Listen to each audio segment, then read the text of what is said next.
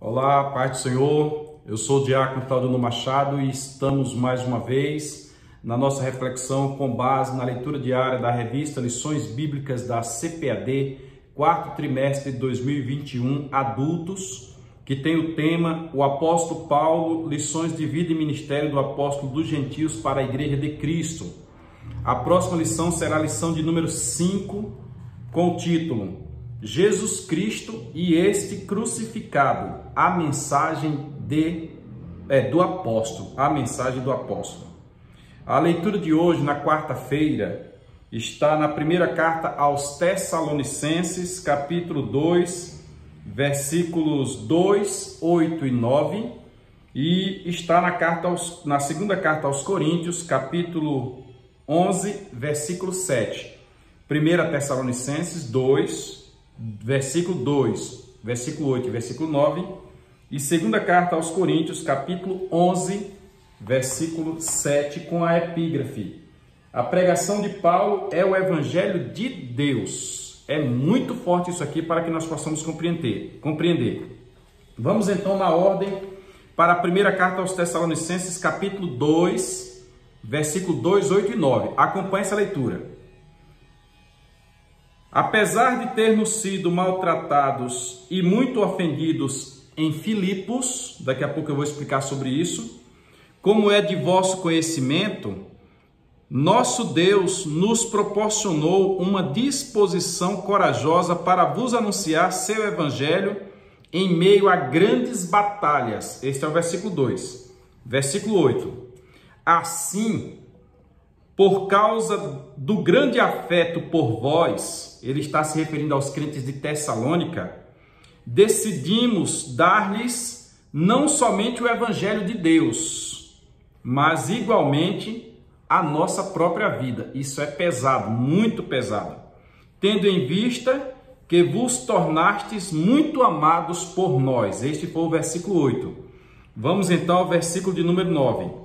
Porque certamente vos recordais, caros irmãos, do nosso dedicado e extenuante ministério e de como noite e dia trabalhamos para não vivermos às custas de nenhum de vós, enquanto vos comunicávamos o evangelho de Deus. Esta foi a mensagem que Paulo mandou para os crentes de Tessalônica acerca da essência do evangelho que ele pregava. Vamos lá agora para a segunda carta aos Coríntios, capítulo 11, versículo 7. E ele é uma pergunta. Acompanhe aqui conosco, por favor. Ele é uma pergunta. Paulo diz assim: será que eu cometi algum pecado ao humilhar-me com o propósito de vos exaltar, pois vos preguei gratuitamente o evangelho de Deus? Preguei gratuitamente o evangelho de Deus, me humilhei. Será que eu cometi algum pecado?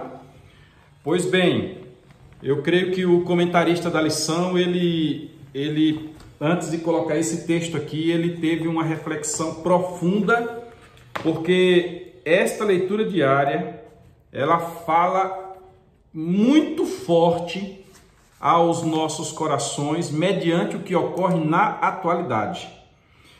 Jesus disse que onde estiver o vosso tesouro, aí estará o vosso coração. É comum nós chamarmos pessoas para pregar nas igrejas hoje e as pessoas perguntarem: quanto é que vai ser a minha oferta? Quando ainda chama a coisa de oferta, pois alguns já vão direto ao ponto.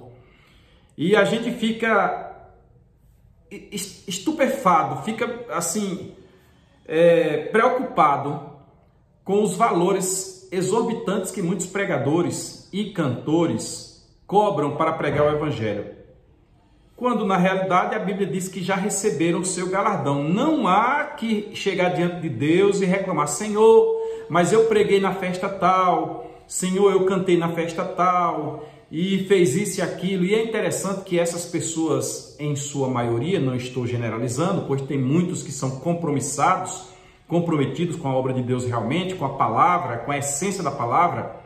Muitos destes vêm e é como se eles tivessem a obrigação de fazer uma apresentação de público, fazer uma dramatização, fazer uma coreografia para que dê um resultado, quando na realidade quem é o responsável pelo resultado é o Espírito Santo.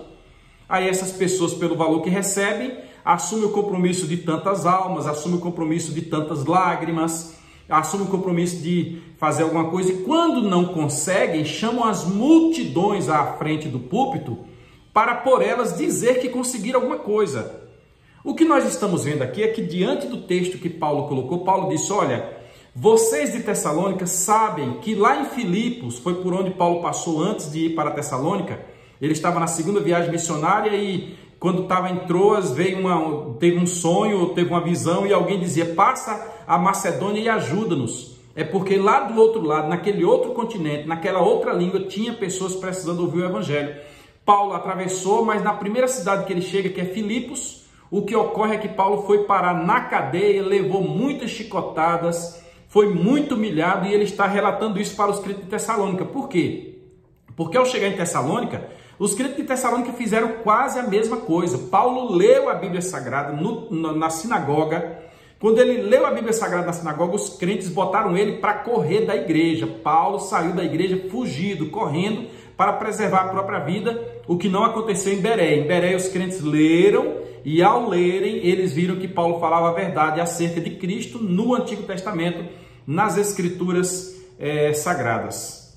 Mas Paulo está dizendo: vocês sabem que mesmo eu correndo o risco da minha vida, seja lá em Filipos, seja aí em Tessalônica, passamos a amar vocês, porque ele tinha seus companheiros, e chegou ao ponto de eu dizer que não tenho a minha vida por preciosa, assumi o compromisso de pregar para vocês o Evangelho de Deus puro, do jeito que ele é, sem subterfúgios, e ainda de doar a minha vida para vocês. E quando nós vamos para Corinto, Paulo diz: fiz isso de graça, e para que ninguém jogasse nada em rosto, eu ainda fui preparar tendas para sobreviver.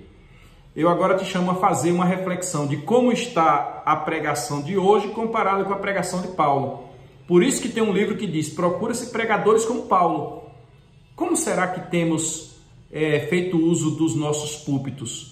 Vez por outra, nós chamamos alguém para os nossos púlpitos, pagamos bem a esta pessoa e depois sabemos que a pessoa está respondendo por este ou aquele processo na justiça, que às vezes mandou matar esta ou aquela pessoa, ou que tem esta ou aquela outra pendência. Vá para a escola dominical, tem mais coisa para você lá. Fica com Deus.